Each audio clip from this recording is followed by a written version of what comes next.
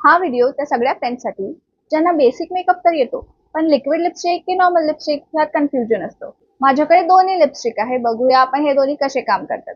Normal lipstick apply करायला खूप easy असते. ह्याचे कलर्स खूप छान आणि व्हायब्रंट असतात. आणि बेस्ट पार्ट म्हणजे तुम्ही ह्याला ब्लश, आय मेकअप आणि लिपस्टिक तिन्ही ऑल इन वन म्हणून यूज करू शकतात. फक्त याचा छोटासा प्रॉब्लेम आहे, ही ट्रान्सफर प्रूफ नसते आणि स्मच प्रूफ नसते.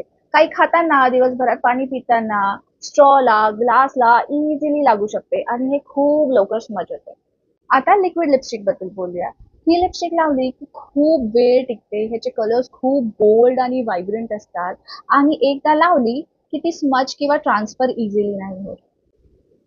फक्त ह्या लिपस्टिकचा एक प्रॉब्लेम असा आहे की तुम्ही जास्त लिक्विड लिपस्टिक वापरली आणि खूप वेळपर्यंत ठेवली तर तुमचे लिप्स थोडे ड्राय फील होऊ शकतात. पण जर तुम्ही रोज रात्री बाम लावून तुमचे लिप्स हायड्रेट ठेवत असाल तर लिक्विड लिपस्टिक सुद्धा तुमच्यासाठी बेस्ट ऑप्शन आहे.